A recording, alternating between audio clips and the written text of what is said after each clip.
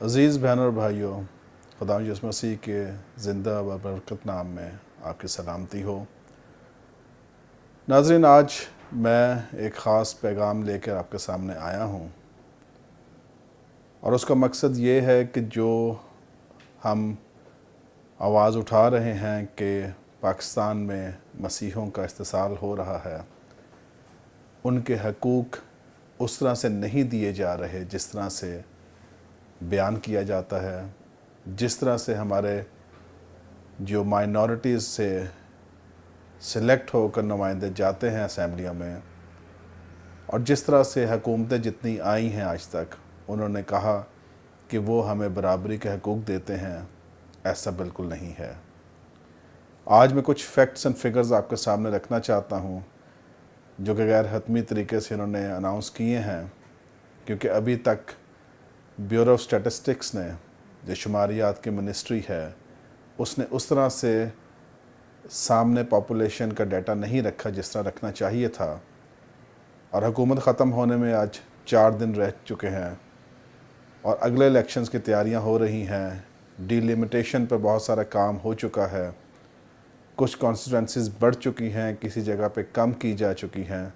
वो आज सारी लिस्ट मेरे पास मौजूद है।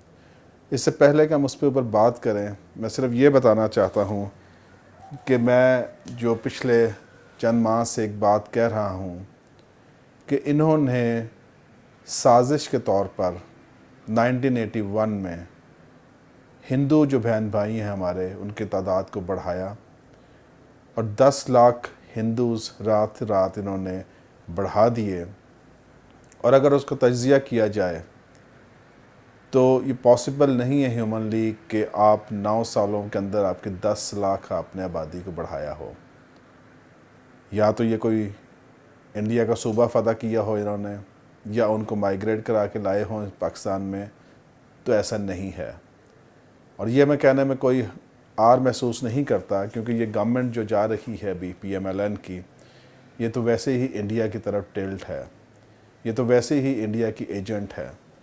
तो मैं समझता हूँ कि जो बढ़ाया गया है हिंदूज़ का, हम नहीं कहते कि हिंदूज़ जो हैं वो पाकिस्तानी नहीं हैं, पाकिस्तान के वफ़ादार शहरी हैं, मगर ये जो हुकूमतें हैं ये सियासी तौर पर काम करती हैं और किसी इंडियन लॉबी को मजबूत करने के लिए इन्होंने शो किया कि पाकिस्तान में हिंदूज़ की तादाद माइनॉरिटीज़ में सबसे ज़्यादा है। तो आज मैं चैलेंज करता हूँ कि नहायत गलत है, क्योंकि पाकिस्तान के क्रिश्चियंस जो हैं वो पूरी पाकिस्तान में हर डिस्ट्रिक्ट में मौजूद है। और अगर आप इसका तज्ज़िया करें तो बहुत सारे पासबान जो हमारे हैं, जब कन्वेंशंस करते हैं तो बहुत सारे लाखों की तादाद में हर डिस्ट्रिक्ट से क्रिश्चियंस निकलते हैं। अभी जो दादा शुमार हमारे सामने आ रहे हैं उसमें जो रजिस्टर्ड वोटर्स की तादाद बताई जा रही है हिंदूज़ की, वो है 17,70,289 17,70,279 जो है हिंदूज़ की बताई जा रही है। और जबकि क्रिश्चियंस की बताई जा रही है 16,38,748। इससे नज़र ये आ रहा है कि जो रजिस्टर्ड वोटर्स हैं उसमें 1,38,541 जो हैं वो क्रिश्चियंस कम हैं हिंदुओं की निस्बत। जबकि हमारा मानना ये है कि ये तादाद गलत है और ये हम चैलेंज करेंगे इसको कोर्ट में, क्योंकि हमारे पास वो डॉक्यूमेंट्स भी मौजूद हैं जिसमें इन्होंने 81 में ही सारी साजिश की। अब सवाल यहाँ पे ये पैदा होता है कि हमारे जो सो कॉल्ड लोटाक्रेसी है, जो नुमाइंदे, हम तो उनको नुमाइंदे नहीं मानते क्योंकि सिलेक्शन से जाते हैं। और अभी हाल ही में आपने देखा कि जो बहुत सारी बातें करते थे कि हम इलेक्शंस की बात करते हैं, हम डुअल वोट की बात करते हैं, और बहुत सारे साथियों को इन्होंने गुमराह भी किया, उनके साथ मीटिंग्स की, हाथों में हाथ डाले, मगर आपने देखा कि वो जाकर फिर सिलेक्शन की झोली में बैठ गए। मुझे कोई आर नहीं उस नाम को लेते हुए, तारिक सी कैसर जो कि 85 से सियासत में है, सीनियर हैं हमारे से, मगर हमारा सवाल सीनियरिटी का नहीं है, हमारा सवाल दयानतदारी का है। हमारा सवाल ये है कि उन्होंने कौम के लिए क्या किया है। और दूसरी बात कि एक मैं अब लिस्ट में ज़रूर नाम बताना चाहूँगा कि आज मैं इन सब को चैलेंज करता हूँ और आपको गवाह बनाता हूँ अपने साथ कि आप इनसे पूछिए कि इन्होंने अपने 15 साल, 20 साल या 30 साल के टेन्योर्स में कौम के लिए क्या किया। तारिक सी कैसर सबसे सारे फरिस्त है क्योंकि सबसे सीनियर हैं, 85 से ये सियासत में हैं। आसिया नासर साहबा हैं, कामरान माइकल हैं। पहले मैं अगर सेनेट से बात शुरू कर दूं वो ज़्यादा मुनासिब होगा। कामरान माइकल जो कि दूसरी टर्म में सेनेट में आए हैं, हमारा सवाल ये है इनसे कि आप बताइए कि आपने आज तक जिनकी सीट्स पे आप बैठते हैं जाके माइनॉरिटी सीट पे, उनके हकूक़ के लिए आपने क्या किया। कौन सा ऐसा बिल आपने पास करवा दिया, कौन सा ऐसा प्रोजेक्ट आपने उनके लिए कर दिया कि जिससे उनकी वेलफेयर हो सके। और उसके साथ ही मैं कहूँगा केनेथ विलियम जो कि पीटीआई से हैं, उनसे भी हमारा सवाल ये है कि ज़रूर बताएं वो, और हम पूछेंगे आप लोगों से कि आपने इन नशिस्तों पर बैठकर कम्युनिटी के लिए क्या किया। फिर हम आ जाते हैं नेशनल असम्बली में। तारिक सी कैसर कभी काफ में रहते हैं, कभी नून में जाते हैं और अब पीटीआई में आ गए हैं। तो हम उनसे ये पूछते हैं कि आप आइंदा आने 5 साल में क्या करने जा रहे हैं। जब आप 10 साल नहीं कर सके, उससे पहले जो आप इलेक्शंस लड़ के आए, तब आपने कौन से तीर मार दिए हैं जो अब आप जाकर तीर मारने जा रहे हैं। तो आप लोटक रेसी से बाज आइए, लोगों को गुमराह ना कीजिए। आसिया नासर साहबा तीसरे टर्म में हैं। हम उनसे पूछते हैं कि सिवाय खोखली तकरीरों के उन्होंने क्या दिया है कौम को। जाके चर्च के प्लेटफॉर्म को यूज़ करके अपने रिलीजन का कार्ड खेल के इन सब ने क्या किया है। उसके बाद जी नाम आता है डॉक्टर नेल्सन अजीम साहब का, जो कि पिछली दफ़ा तो नहीं आए थे मगर इस दफ़ा वो सारे नैब कोर्ट्स में जाके हाज़िर होते हैं उनके साथ, ताकि उनका चेहरा पहचान सकें और वो पूरी रेस में इसमें शामिल हैं। हम उनसे भी पूछते हैं कि उन्होंने अपने दौर में क्या किया। उनकी मिसेज़ रही हैं फिलिस अजीम साहबा, उन्होंने अपने पूरे दौर में 5 साल में कितने कॉलिंग अटेंशंस लगाए हैं, कितनी उन्होंने बिल्स मूव किए हैं। हमारा कौम आज जानना चाह रही है ये सारी चीज़ें। रुमीना साहबा गुजरांवाला से जो हैं, हमारा उनसे भी सवाल है कि आपने क्या किया। आप जो ख्वाब देख रहे हैं अगले इलेक्शंस में जाने के, आप जो सारे ख्वाब देख रहे हैं कि हम अगले में फिर टर्म में हो जाएंगे, नहीं, इस दफ़ा कौम जो है वो आपको रद्द करेगी। फिर आ जाते हैं जनाब हम प्रोविंशियल असम्बली के ऊपर।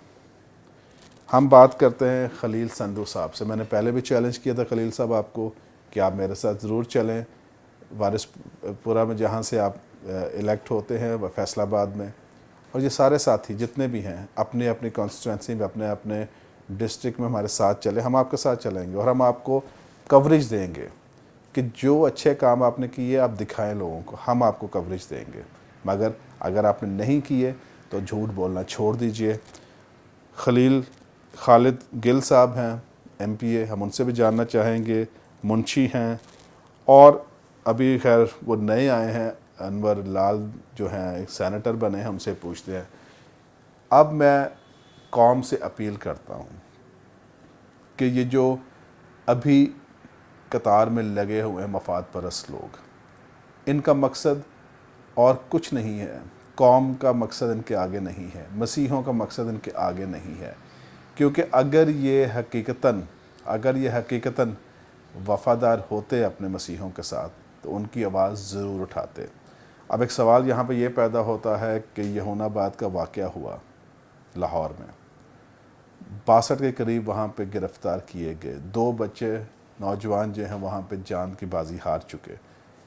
इनका फेडरल मिनिस्टर भी बैठे हुए हैं, इनके सूबाई वज़ीर भी बैठे हुए हैं, इनके MPs भी बैठे हुए हैं वहाँ पे, इनके MNAs भी बैठे, और इनकी ही फेडरल में और पंजाब में इनकी हुकूमत है। ये हमें सिर्फ ये बता दें कि क्या रिलीफ दिया है इन्होंने उनको।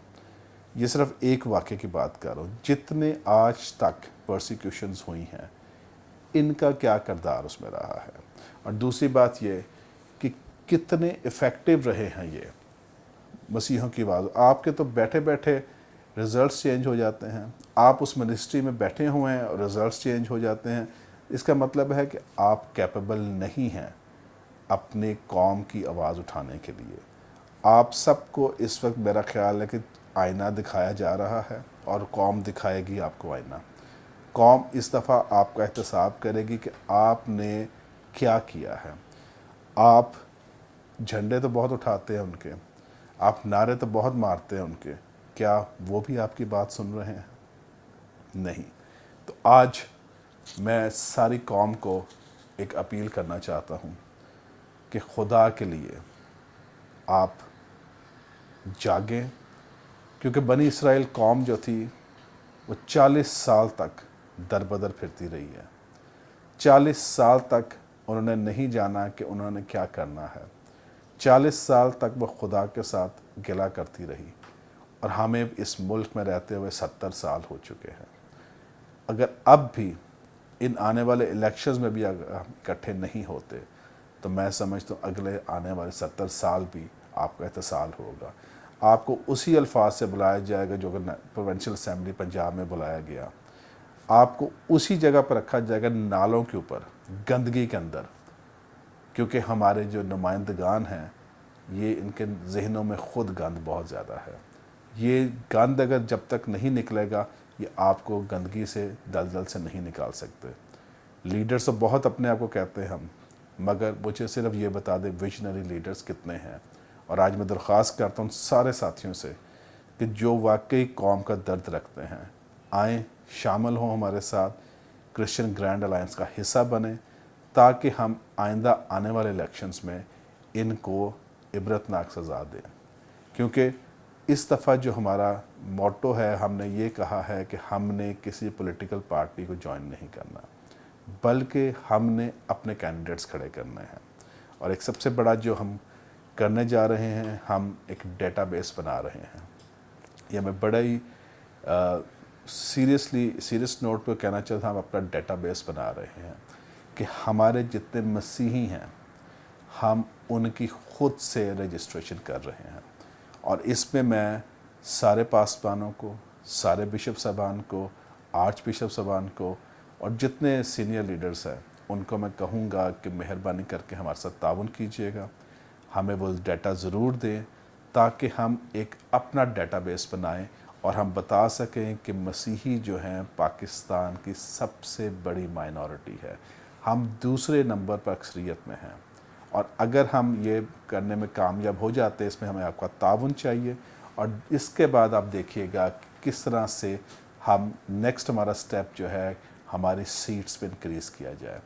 हमारी प्रोविंशियल सीट्स में, हमारी नेशनल की सीट में और सेनेट में हम चाहते हैं कि नुमाइंदगी हमारी तनासब से दी जाए, हमारी पॉपुलेशन के हिसाब से दी जाए। और इसके लिए मैं दरख्वास्त करूँगा उन सारे साथियों से कि जो समझते हैं कि हम इसमें कंट्रीब्यूट कर सकते हैं, तो मैं बताना चाहता हूँ कि हमें थिंक टैंक्स की ज़रूरत है, हमें विजनरी लोगों की ज़रूरत है।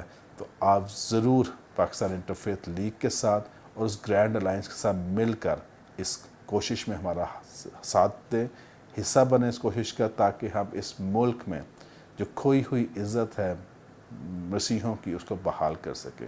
क्योंकि हमारा कंट्रीब्यूशन बहुत ज़्यादा है, ये मुल्क हमारा भी उतना है जितना कि हमारे दूसरे बहन भाइयों का है।